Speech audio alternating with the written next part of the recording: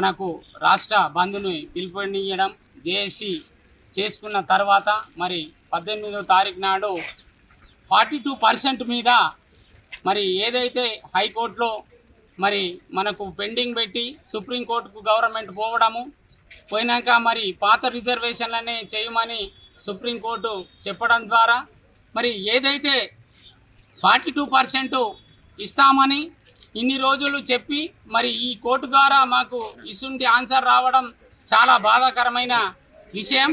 ఏదైతే మరి తమిళనాడులో మరి మనకు 46% బీసీలకు అమలవుతున్నది, అక్కడ 69% ఉన్నది, 50%కు మించి ఉన్నది. అయినా అక్కడ కూడా మరి ఉన్నందున మరి మనకు తెలంగాణలో కూడా ఉండాలని డిమాండ్ చేయడం జరిగింది. మరి ఏదైతే స్థానిక సంస్థలలో మరి 42% ఇవ్వాలని అనుకున్నా కూడా కాలేదు. మరి ఏదైతే అసెంబ్లీలో అందరూ తీర్మానం పాస్ చేసి మన గవర్నర్ గారికి మరి అదేవిధంగా పార్లమెంటుకు రాష్ట్రపతి గారికి ఇవ్వడం జరిగింది. మరి ఇంతవరకు రాష్ట్రపతి గారు గవర్నర్ గారు ఇంతవరకు స్పందించలేదు. ఇది 5 నెలల 6 నెలల కాలం అవుతుంది. అందుకోసమే మరి పార్లమెంటులో 9th షెడ్యూల్లో చేర్చి మాకు 42% ఇవ్వాల్సిందిగా మా డిమాండ్ ఉన్నది. బీసీల అందరము ఏకమైనము, అన్ని రాజకీయ పార్టీలు మాకు సహకరిస్తున్నాయి.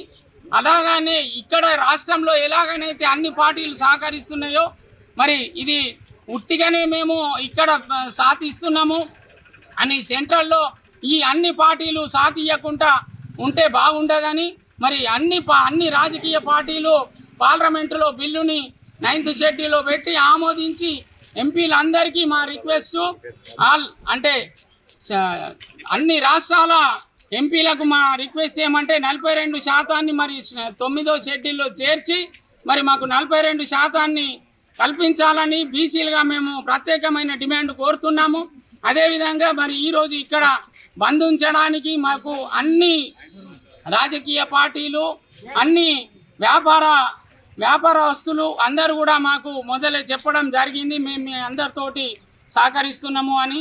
కాబట్టి దయచేసి అందరూ కూడా స్వచ్ఛందంగా బంద్ చేసి బీసీ బిల్లుని 42% సాధించుకోవటానికి మాకు మీరందరూ సహకరించాలని తెలియజేసుకుంటూ ధన్యవాదాలు తెలియజేసుకుంటున్నాము. Thank you. ఆదిలాబాద్లో మరి బంద్ పాటించడం జరుగుతున్నది.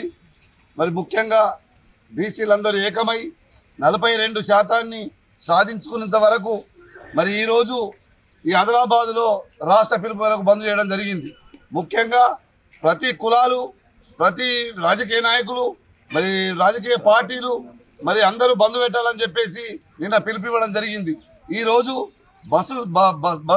బస్సులు కూడా ఈరోజు ఇక్కడనే డిపోకి వచ్చి బంద్ చేయడం జరిగింది. మరి బస్సులు కూడా అందరూ సహకరించినందుకు వాళ్ళకు ధన్యవాదాలు తెలుపుకుంటున్నాం.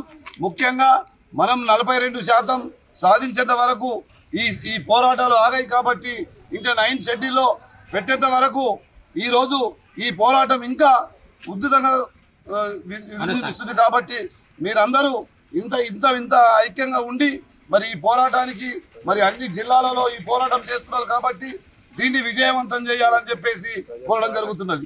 ఈ బంధు ప్రజలు కూడా సహకరించి ఇంకా ముందుకు పోతాం. కాబట్టి ఈ 42% సాధించాలంటే అందరూ సహకరిస్తేనే మనం ఏమన్నా చేయగలుగుతామని చెప్పేసి కోరడం జరుగుతున్నది.